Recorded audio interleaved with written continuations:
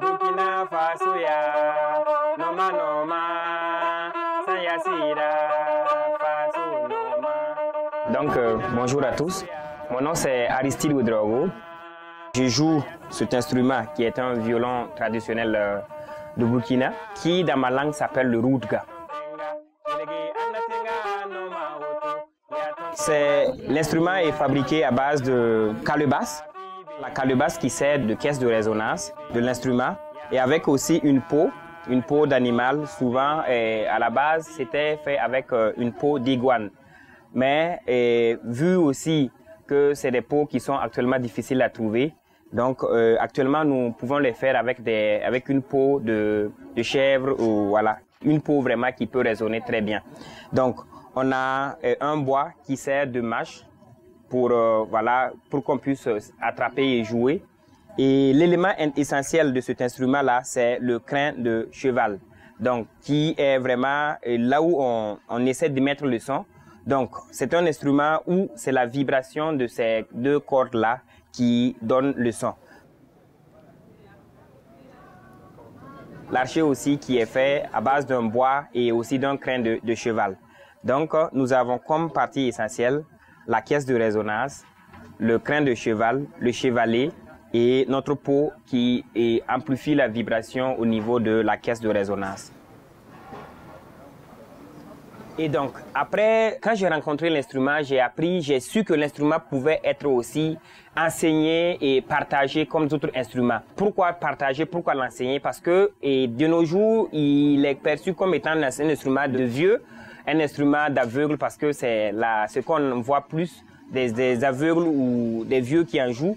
Et donc, ça fait que l'instrument, il est en train de sombrer dans l'oubli. Et donc, ce projet-là, c'est un projet que j'ai nommé À la rencontre du roudga. Oui, pour le moment, c'est le roudga vraiment que j'essaie de promouvoir, parce que là, c'est vraiment un combat, puisque l'instrument est en train de disparaître. L'instrument est en train de disparaître. En gros, c'est sortir l'instrument de la zone d'ombre qui est dans les musées ou sur certains cabarets et de le mettre encore plus en lumière sur des scènes, sur des projets de contes, de théâtre et bien d'autres. Donc, l'instrument à la base était fabriqué et il était juste attaché là. Voilà, je vous explique. Il était attaché là, voilà, avec ce fil-là bien attaché.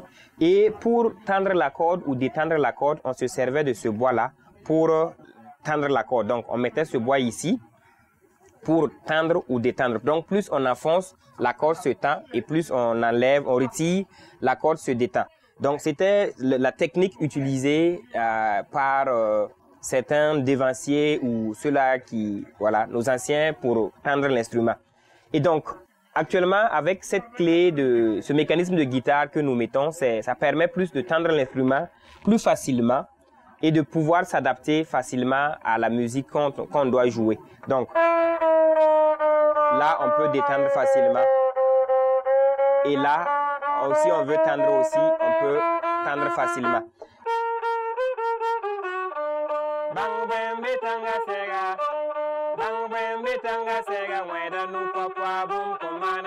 Et de mettre des potentiomètres, là c'est un volume, et là c'est pour régler les aigus et les basses. Et là on branche directement le micro sur comme une guitare, comme sur une guitare ou sur un instrument autre que voilà, cet instrument, le violon. Voilà. Donc c'est ce qu'on a pu apporter comme ça. Donc ça permet encore à l'instrument d'être encore plus autonome et de pouvoir être joué facilement et de ne pas avoir plus de problèmes techniques.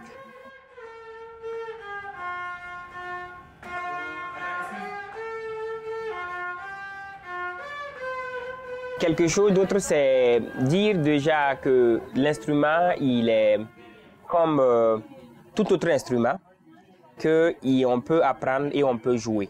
Parce que on entend beaucoup qui disent que c'est un instrument d'aveugle et que si on joue, on devient aveugle, que c'est un instrument où des femmes ne touchent pas. Au tout début, quand j'ai... Oui, voilà. Au tout début, quand j'ai commencé, j'entendais des gens qui disent qu'une femme ne touche pas à l'instrument, surtout, voilà. pour ne pas être plus vulgaire. Surtout quand elle est en période, elle ne touche pas l'instrument parce que si elle touche l'instrument ne joue plus comme il se doit. Bon, c'est plein d'autres informations comme ça qu'on a sur l'instrument et qui permettent pas vraiment à des jeunes ou à des gens qui veulent vraiment de pouvoir s'aventurer. Bon, ce que j'ai à dire, c'est que c'est un instrument tout comme les autres instruments. Un instrument qui a besoin vraiment d'être joué. Voilà.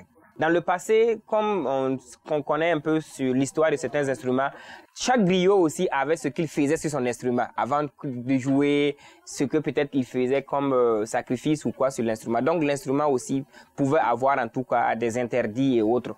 Mais là, l'instrument que je tiens est un instrument qu'une femme peut toucher et je joue vraiment. La preuve en est que je donne cours actuellement à l'école de musique et je donne cours souvent à des femmes ou comme à des hommes aussi. Et ils arrivent à jouer. Et donc, c'est en tant que musicien, quand on écoute le son que ça donne, le son que ça produit, on peut savoir déjà c'est joué par quelle ethnie. Parce que l'instrument de musique, c'est chaque peuple essaie d'extérioriser du moins ses chansons, sa vie, sa culture sur l'instrument. Donc, quand on joue, on sait déjà ça vient de telle ou telle localité. Voilà, avec les sonorités.